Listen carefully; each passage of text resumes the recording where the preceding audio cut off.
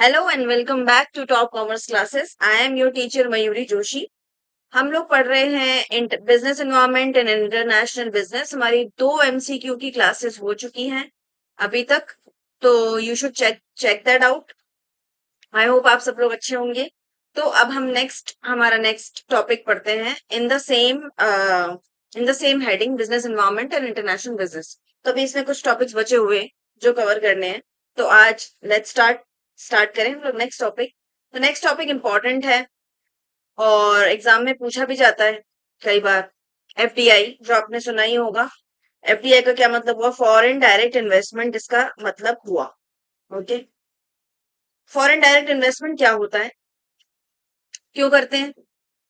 Foreign direct investment simply क्या होता है? रिफर्स टू करना होता है कैपिटल। कैपिटल मतलब पैसा इन्वेस्ट कर रहे हैं एक बिजनेस में जो कि एक फॉरेन कंट्री में है। मतलब मैं एक या तो एक कंपनी हूँ, मैं कंपनी हूँ, मेरी कंपनी है।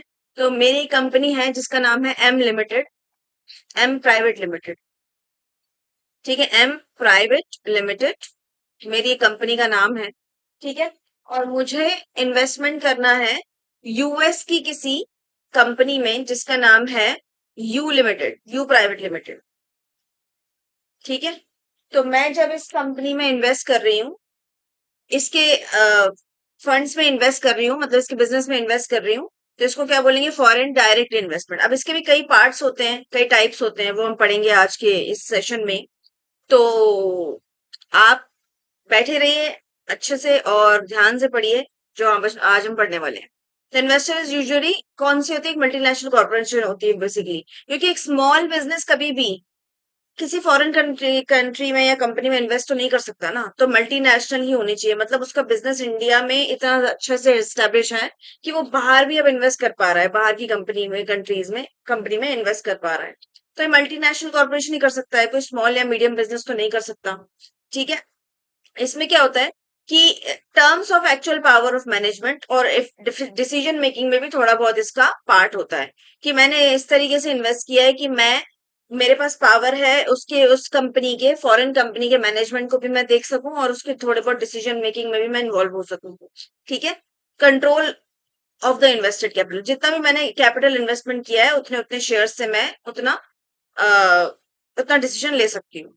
तो इसमें मिनिमम वोटिंग राइट्स कितना होता है? 10% तो होना ही चाहिए, और शेयर्स। ठीक है, कि मतलब मैं 10% कैपिटल इन्वेस्टमेंट करूं बाहर की किसी कंपनी में। ठीक है, इतना होना ही चाहिए, मिनिमम नहीं है। मैक्सिमम तो आप कर सकते हो जितना भी रिक्वायर्ड है। ठीक है, उतना कर सकते हो जितना भी एलिजिबल है अमाउंट। तो इसमें क्या होता है? Fair foreign investor opens up a whole new business operation in the other country, या तो पूरा होल न्यू बिजनेस ओपन करो या फिर लोकल बिजनेस इंटर कंपनी में इन्वेस्टमेंट करो। डिपेंड्स ऑन कि आप किस टाइप का एफडीआई करना चाहते हो। इसमें क्या होता है? डिग्री ऑफ कंट्रोल कितना है? अगर आप इन्वेस्टमेंट कर रहे हो पैसा, तो एक डिग्री ऑफ कंट्रोल भी आप ले रहे हो उस कंपनी के अंदर। ठीक है, जिसमें कि आप प्रॉफिट भी शेयर करोगे। ठीक है, ऑल दो this depends on the policy of the profit of that country. मतलब वो कंट्री कितना अलाउ कर रही है, फिर वो कंपनी कितना अलाउ कर रही है, उसके ऊपर भी होता है। लेकिन एक डिग्री ऑफ कंट्रोल तो मेरा मेरा हो ही जाएगा अगर मैं दूसरी कंट्री की कंपनी में इन्वेस्टमेंट कर रही हूँ तो। क्योंकि ऑब्वियसली मैं हैवी इन्वेस्टमेंट करूंगी, कोई छोटा मोटा इन्वेस्टमेंट तो नहीं करूंगी। ओनली डिफरेंस क्या है यहाँ पे? The investor is actually a foreign party, जो इन्वेस्टर है वो फॉरेन पार्टी है। ठीक है, as a result of this different rule policy इसके ऊपर अप्लाई होंगे। ठीक है, वो क्या रूल्स पॉलिसी है वो आज हम पढ़ेंगे आज के सेशन में। आप हम पढ़ते हैं, नेक्स्ट टॉपिक पढ़ते हैं, इंपॉर्टेंस ऑफ एफडीआई। इसका इंपॉर्टेंस क्यों है, क्यों हम एफडीआई कर रहे हैं, that is important to understand. Easy international trade हम इजीली कर सकते हैं एफडीआई से। ठीक है, इंटरनेशनल ट्रेड में एंटर हम इजीली कर सकते हैं एफडीआई से। स्मूथ वर्किंग इंटरनेशनल ट्रेड इसमें होता है। एज ए कंट्री, एज जिस भी एक, हर एक कंट्री के अपने इम्पोर्ट टैरिफ अलग अलग चीजें होती है, ट्रेड बैरियर्स होते हैं। जो इम्पोर्ट एक्सपोर्ट नहीं करना चाहते वो एफडीआई कर सकते हैं। ठीक है, एम्प्लॉयमेंट दे सकते हो, इकोनॉमिक बूस्ट हो सकते हैं, नई जॉब क्रिएट कर सकते हैं।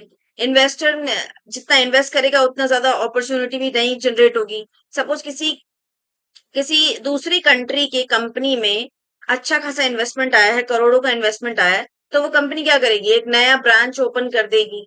ठीक है, अपने बिजनेस को एक्सपेंड करने की कोशिश करेगी। नया ब्रांच सपोज उसने ओपन किया, तो उसको एम्प्लॉयज चाहिए वहां पर, तो वो क्या कर रही है? एम्प्लॉयमेंट जनरेट कर रही है। ठीक है, नई टेक्नोलॉजी चाहिए तो टेक्नोलॉजी जनरेट कर रही है, नई अपॉर्चुनिटीज चाहिए, मतलब जहां पर भी नई ब्रांच खुली है उसके आसपास का एरिया डेवलप हो जाएगा अपने आप ही। तो ये सारे एडवांटेज होते हैं किसी का किसी कंपनी में इन्वेस्टमेंट करने के। कुछ डायरेक्ट एडवांटेज होते हैं, कुछ इनडायरेक्ट होते हैं।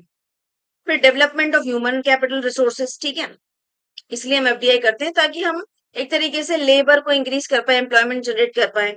A country with FDI can benefit greatly developing human resources, ठीक है, ताकि बेरोजगारी कम करने की कोशिश करें। रिसोर्स ट्रांसफर होती है, allows transfer of exchange of knowledge, मतलब दो कंट्रीज, ये कंट्री ए है, ये कंट्री बी है, इसने इसमें इन्वेस्ट किया है इसकी कंपनी में, तो ये अपनी नॉलेज भी दे सकता है, ये अपने रिसोर्सेज भी देगा, हो सकता है दे सकता है, ठीक है, और सारी चीजें शेयर होती है। सपोज इसके पास नॉलेज अच्छी है तो ये अपनी नॉलेज शेयर कर रहा है एक दूसरे को, तो ऐसे share of knowledge and share of resources इसमें होता है ज्यादा से ज्यादा। न्यू टेक्नोलॉजीज होती हैं, स्किल्स सामने निकल के आती हैं, प्रोडक्टिविटी इंक्रीज होती है, ठीक है, नए इक्विपमेंट प्रोवाइड होंगे, नई वर्क फोर्स लगेगी, प्रोडक्टिविटी इंक्रीज होगी। प्रोडक्टिविटी इंक्रीज होगी तो सेल्स अपने आप में इंक्रीज होगी, प्रॉफिट अपने आप में इंक्रीज होगा, एम्प्लॉयमेंट जनरेट होगी, ये सारी चीजें बेनिफिशियल होगी एफडीआई से। कुछ टाइप्स होते हैं एफडीआई के, वो पढ़ लेते हैं हम लोग, ठीक है, कुछ टाइप्स ऑफ एफडीआईज होती हैं। सबसे पहली आती है हमारे सामने इनवर्ड इनवर्ड एफडीआई। इसमें क्या आता है कि इनवर्ड इन्वेस्टमेंट हो रहे हैं when a foreign capital is invested in local resources. Example से समझते हैं, ज्यादा अच्छे से समझ में आएगा।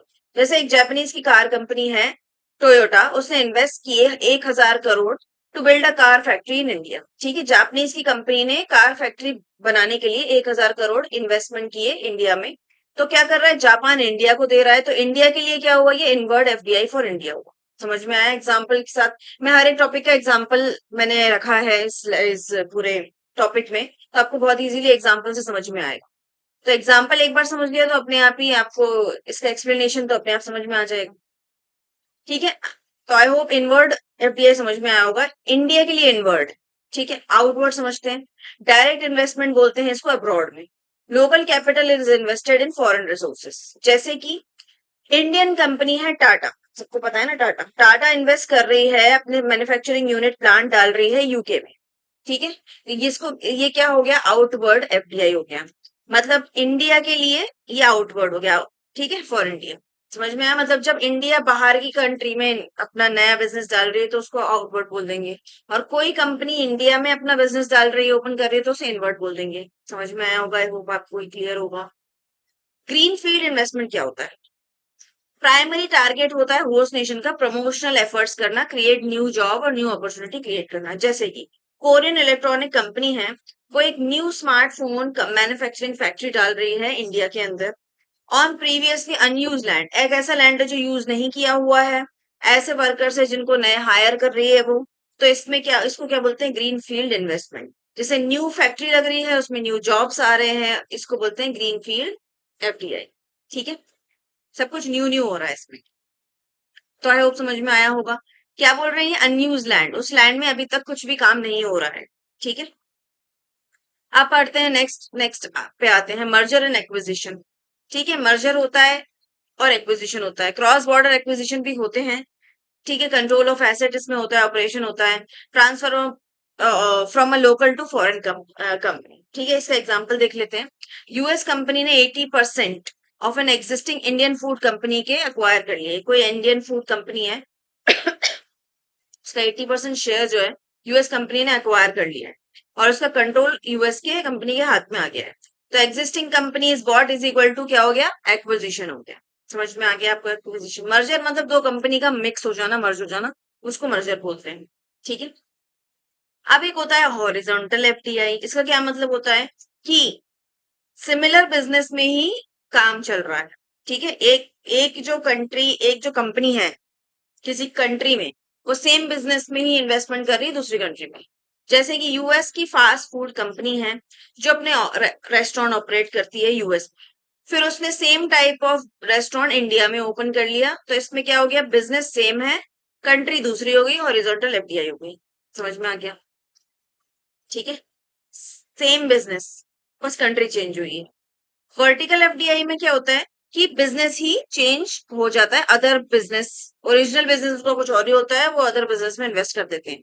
जैसे कार कंपनी इन जर्मनी, ने खरीद लिया स्टील प्रोड्यूसिंग कंपनी को। अब कार और स्टील का कोई डायरेक्ट रिलेशन तो है नहीं, ठीक है, to obtain the steel needed for its cars, ठीक है, डायरेक्ट रिलेशन नहीं है। कार के लिए स्टील ऑब्टेन करने के लिए प्रोड्यूस मतलब अक्वायर किया है, तो car production steel production vertical FDI हो गया, ठीक है। मेन रीजन क्या था, कार प्रोड्यूस करने के लिए उसने स्टील लिया ना, एक और कार कंपनी नहीं खोली उसने, उसने स्टील प्रोड्यूसिंग कंपनी खरीदी। समझ में आया होगा, होप आपको ये सारे टाइप्स। इन टाइप्स में से कैसे भी क्वेश्चन बन सकता है, इसलिए पहले ये टाइप्स अच्छे से समझ में आने चाहिए। जब एक बार आपको टाइप समझ में आ गया तो आप क्वेश्चन इजीली बना लोगे कि अगर पूछ लिया कि हॉरिजॉन्टल क्या होता है, वर्टिकल क्या होता है एमसीक्यू में, तो you can answer it very easily. अब होता है रिसोर्स सीकिंग, इन्वेस्टमेंट जिसमें आप रिसोर्स अक्वायर करते हो, जैसे factors of production, land, labour, capital, more efficient than obtainable in the home country. जो हम होम कंट्री से प्रोवाइड नहीं हो सकते हमको, वो हम फॉरेन कंट्री में जाके सीख करते हैं, मतलब ढूंढते हैं। मार्केट सीकिंग, हो सकता है हमारी कंट्री में उस टाइप का मार्केट ही ना हो, जो हमारा प्रोडक्ट है वो बाहर की कंट्री में ज्यादा बिक रहा हो, ज्यादा बिके। पेनिट्रेटिंग न्यू मार्केट्स, इसको बोलते हैं मार्केट सीकिंग। एफिशिएंसी सीकिंग, मतलब हो सकता है हमारी कंट्री में इतनी एफिशिएंट वर्कर लेबर ना हो या कुछ ना हो, जिससे हमारा बिजनेस हमारी कंट्री में कम चल रहा है, बाहर की कंट्री में ज्यादा चल रहा है, तो इसलिए भी exploiting the benefits of economic of scale, मतलब अलग अलग कंट्री में आप बिजनेस को फैला देंगे और देखेंगे किस कंट्री में ज्यादा अच्छा चल रहा है। Strategic asset seeking, tactical investment का हम करेंगे जिससे हम रिसोर्स को एक कॉम्पिटिटर बना सके, ठीक है।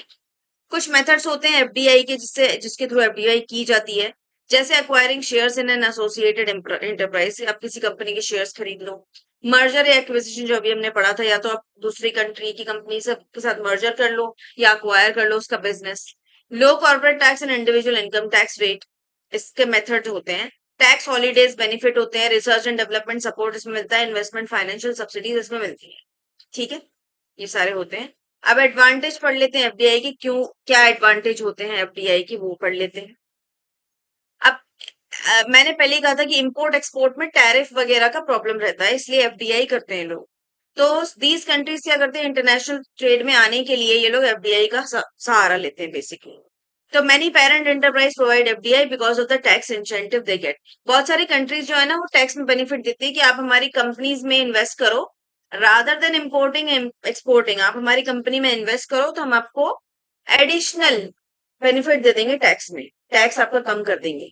इसलिए बहुत सारी कंट्रीज इनवाइट करती हैं फॉरेन कंपनीज को कि हमारे कंपनी में इन्वेस्ट करो, तो उसमें एडिशनल एक्सपर्टाइज मिल गई, टेक्नोलॉजी मिल गई, प्रोडक्ट मिल गई, लेबर मिल जाती है उनको, ये सारी चीजें मिलती है उनको, टैक्स इंसेंटिव मिलते हैं फॉरेन इन्वेस्टर्स को, तो इसलिए ये एफडीआई करते हैं, इसमें जाते हैं।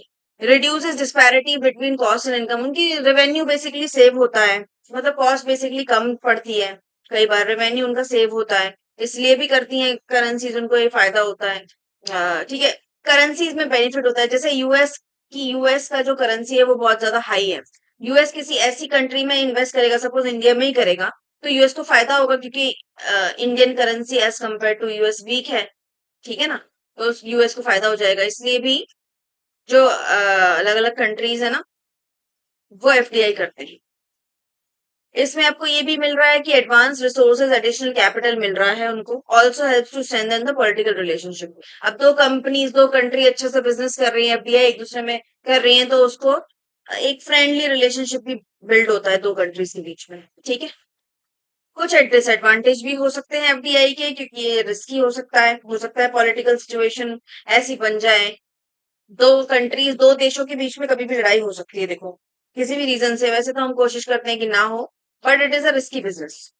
तो अगर दो कंट्रीज के बीच में जहां पे हम ट्रेड कर रहे हैं वहां पे पॉलिटिकल सिचुएशन खराब हो जाए, तो एफडीआई और सारा फॉरेन इन्वेस्टमेंट सब कुछ इफेक्ट होता है। सडन कैसे पॉलिटिकल चेंजेस आ गए, सरकार ही बदल गई, तो फिर गवर्नमेंट क्या हो सकता है, गवर्नमेंट ही पूरा फर्म पे कंट्रोल और उसकी प्रॉपर्टी एसेट पे कंट्रोल ले ले, हो सकता है, क्योंकि सरकार को ऐसा लग रहा है कि ये नेशनल सिक्योरिटी का एक रीजन है, एक थ्रेट है, threat to the national security, तो वो सारी जब्त कर सकती है सारी एसेट वगैरह, तो उस पे आप there is no control over that. Investing in foreign countries in more expensive हो सकता है, ठीक है, एक्सपेंसिव तो होता ही है। मैंने पहले ही कहा था फर्स्ट स्लाइड में कि ये मल्टीनेशनल कंपनीज ही करती हैं, एमएनसी, कोई स्मॉल बिजनेस, मीडियम बिजनेस ये एफडीआई कर ही नहीं सकता जब तक वो एक बड़े लेवल पे नहीं चला जाता, तब तक वो एफडीआई नहीं कर सकता। Point of view of foreign affiliation, FDI is ill advise. हो सकता है कुछ लोगों के हिसाब से इल एडवाइज हो, बिकॉज उनकी नेशनल आइडेंटिटी लूज हो सकती है इससे। अब आता है टॉपिक, नेक्स्ट टॉपिक होता है कॉस्ट बेनिफिट एनालिसिस। ये एक प्रोसेस होता है in which business decision are, business जो भी डिसीजन है वो एनालाइज होते हैं इस मेथड के थ्रू। बेनिफिट मिल रहा है कि नहीं, कितना बेनिफिट मिल रहा है, कितना लॉस हो सकता है, ये सब चीजें समड अप की जाती हैं। कैसे? Given situation business related actions are summed up and then cost associated with taking are subtracted. मतलब इतना इतना रेवेन्यू होगा सपोज, और इतनी इतनी कॉस्ट लगेगी, तो रेवेन्यू में से कॉस्ट माइनस कर दो, बेनिफिट हो भी रहा है कि नहीं, ये हम पहले आइडेंटिफाई करते हैं।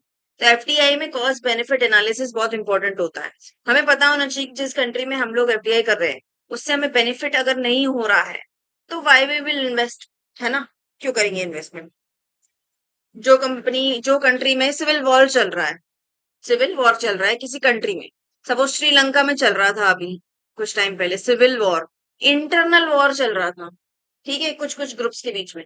तो अब ऐसी देश में कोई इन्वेस्टमेंट नहीं करेगा जब तक वहां पे सिविल वॉर खत्म नहीं हो जाता, ठीक है? तो कंपनी भी ये डिसाइड करती है कि हमारे लिए कहाँ इन्वेस्टमेंट करना जरूरी है, वहीं उसी देश में हम इन्वेस्टमेंट करेंगे।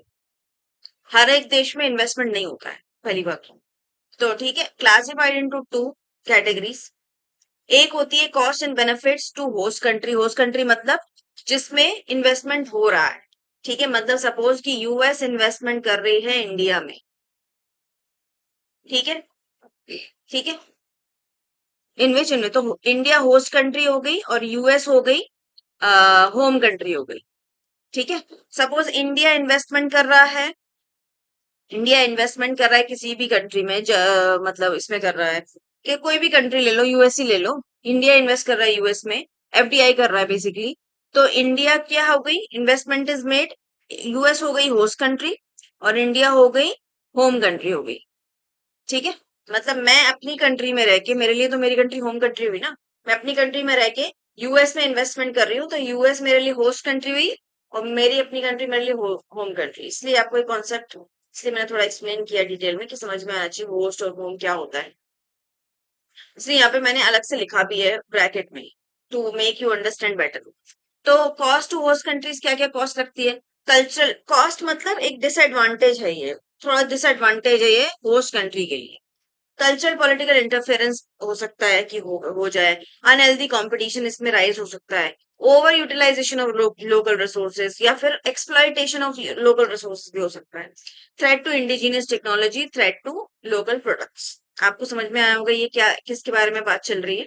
मतलब मैं अगर अपनी कंट्री में रह के दूसरी कंट्री में इन्वेस्टमेंट कर रही हूँ, तो उस कंट्री को क्या क्या डिसएडवांटेज हो सकते हैं उसकी बात चल रही है। और बेनिफिट क्या क्या हो सकते हैं? बैलेंस ऑफ पेमेंट इंप्रूव हो जाएगा, एम्प्लॉयमेंट जनरेट होगी जैसा हमने बोला ही है, टैक्स रेवेन्यू मतलब अच्छा हो जाएगा, टेक्नोलॉजी ट्रांसफर होगी, economic and social infrastructure build होगा। पढ़ते हैं cost and benefits to home countries. जो इन्वेस्ट कर रहा है दूसरी कंट्री में, उसको क्या क्या कॉस्ट, मतलब उसको क्या क्या डिसएडवांटेज हो सकते हैं, पॉलिटिकल चेंजेस की वजह से रिस्क हो सकता है, डोमेस्टिक इन्वेस्टमेंट में हिंड्रेंस हो सकता है, इकोनॉमिक इंस्टेबिलिटी आ सकती है, एक्सप्रोप्रिएशन मतलब बाहर की कंट्री की जो गवर्नमेंट है वो एसेट्स वगैरह सील कर दे, इंटरफेयर करे बिजनेस में, तो प्रॉब्लम हो सकती है। Investment abroad takes away employment opportunity, ये हो सकता है, ये डिसएडवांटेजेस है। बेनिफिट क्या हो सकते हैं होम कंट्रीज को? अलग अलग मार्केट्स में एक्सेस होगा, ठीक है, कॉस्ट ऑफ प्रोडक्शन कम होता है इससे, जितना बड़ा स्कोप होता है बिजनेस का उतना कॉस्ट कम होती चली जाती है एक पॉइंट ऑफ टाइम पे। रिसोर्सेज बहुत सारी मिल जाएंगी, अलग अलग कंट्रीज की रिसोर्सेज मिल जाएंगी और इन्वेस्टमेंट के इंसेंटिव्स मिल जाएंगे अलग अलग, ठीक है? तो ये हो गया। नेक्स्ट टॉपिक हम स्टार्ट करते हैं, एफडीआई पॉलिसी इंडिया में क्या चल रही है उसके बारे में। तो गवर्नमेंट ने बहुत सारे इफेक्टिव स्टेप्स लिए हैं फॉरेन डायरेक्ट एफडीआई को सिंप्लीफाई करने के लिए। तो जिसमें इन रीसेंट टाइम्स जो है अनरिस्ट्रिक्टेड सेक्टर बहुत सारे हो गए जहां पे 100% एफडीआई परमिशन दे दी है कि इन सेक्टर्स में 100% एफडीआई कर सकते हो। ये मतलब पूरी फॉरेन ही कंपनी है जो उसका बिजनेस को चला रही है। तो इसमें कैटेगरीज हमने डिवाइड कर दी है सरकार ने कि कुछ रिस्ट्रिक्टेड सेक्टर है जिसमें एफडीआई नहीं हो सकता, अलाउड ही नहीं है। जैसे बैंकिंग पब्लिक सेक्टर में एफडीआई अलाउड नहीं है, डिफेंस इंडस्ट्री में बिल्कुल भी अलाउड नहीं है। ठीक है, कि बाहर की कंट्रीज या कंपनी आके इन्वेस्ट करे डिफेंस में इंडिया के, बिल्कुल अलाउड नहीं है, नहीं तो वो अपना डिसीजन लेंगे, अपने तरीके से चलाएंगे इसलिए। फिर किसमें अलाउड नहीं है, ब्रॉडकास्टिंग कंटेंट, वही जो ब्रॉडकास्टिंग प्रिंट मीडिया और ये सोशल नहीं, ये जो मीडिया वाले हाउसेज होते हैं इनमें, केबल नेटवर्क इनमें अलाउड नहीं है। पेट्रोलियम नेचुरल गैस में अलाउड नहीं है। Air transport, insurance, private security, इन सारे सेक्टर्स में एफडीआई अलाउड नहीं है। ठीक है, बिल्कुल भी अलाउड नहीं। तो ये याद होने चाहिए, क्वेश्चन ऐसा ही बन जाएगा कि बताओ ये 4 सेक्टर दिए हुए हैं, इसमें किसमें से एफडीआई अलाउड नहीं है, किसमें अलाउड है। ये ऐसा क्वेश्चन बन जाएगा इजीली यहाँ से। ठीक है, इसलिए हमको ये पता होना चाहिए कि किसमें अलाउड नहीं है, वो पता होगा तो अपने आप क्वेश्चन का आंसर हो जाएगा सही। प्रोहिबिटेड सेक्टर कौन से होते हैं, और ये रिस्ट्रिक्टेड होते हैं। ठीक है, prohibited sector, lottery business including, lottery में अलाउड नहीं है।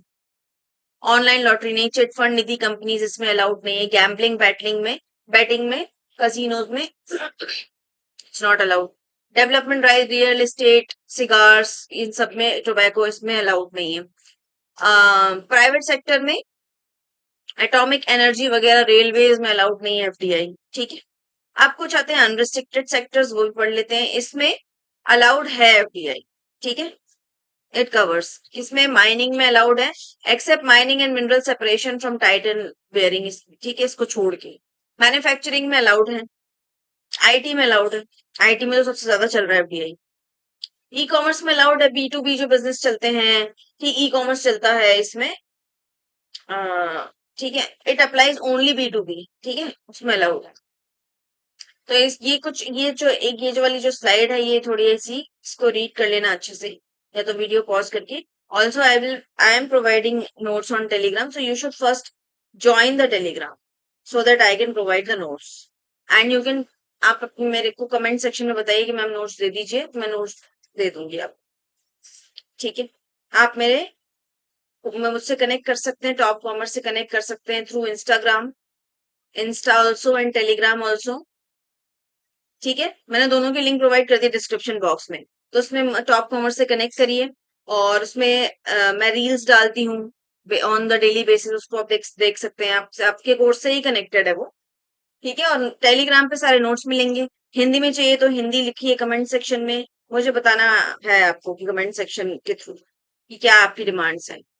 और इस चैनल को सब्सक्राइब भी करिए, लाइक करिए, शेयर करिए अपने फ्रेंड्स के साथ जो यूजीसी नेट दे रहे हैं, जो अदर कॉम्पिटेटिव एग्जाम्स भी दे रहे हैं उनके। पढ़ते हैं trends of FDI in India. तो FDI most influential financial resource है, इमर्जिंग सेक्टर्स में काम कर रही है, helps in exploiting wide range of opportunities, utilising the resources. सबसे रिसेंट ईयर्स में एफडीआई बहुत ज्यादा इंक्रीज हुआ है इंडिया के अंदर। तो इसमें due to new government policies FDI increase हुआ है, जैसे मेक इन इंडिया वगैरह वगैरह। और तो इन्वेस्टमेंट भी बढ़ा है, इन्वेस्टमेंट भी इंक्रीज हुआ है कि मेक इन इंडिया को हेल्प कैसे कर सकते हैं, एफडीआई के थ्रू भी किया जा सकता है। तो इसमें country has faced elevated trends of foreign direct investment to building investor friendly climate. Investment तो करी जा सकती है। तो यहाँ पे आपका टॉपिक खत्म हो गया एफडीआई का। नेक्स्ट लेक्चर में हम पढ़ेंगे एफपीआई क्या होता है। ठीक है, एक होता है एफडीआई, दूसरा होता है एफपीआई। तो आई होप आपको ये सेशन अच्छा लगा होगा। आप सब्सक्राइब करिए, इस चैनल को लाइक करिए, शेयर करिए अपने फ्रेंड्स के साथ। ठीक है, जो भी यूजीसी नेट के एग्जाम दे रहे हैं दिसंबर वाले, और जो अदर एग्जाम्स भी दे रहे हैं, आपका कोर्स इसमें कॉमर्स के जितने भी एग्जाम होते हैं रिलेटेड ही कोर्स होता है, कहीं ना कहीं मैचिंग ही होता है। और भी एग्जाम्स की मैं प्रिपरेशन करवाऊंगी, I am starting from UGC NET only. तो you can support me on Telegram and Instagram also. Insta पे आप मुझे फॉलो करिए टॉप कॉमर्स क्लासेस को। तो सब्सक्राइब करिए, शेयर करिए, लाइक करिए, और जो भी सजेशन है आप कमेंट सेक्शन में दे सकते हैं। Thank you so much, take care of yourself.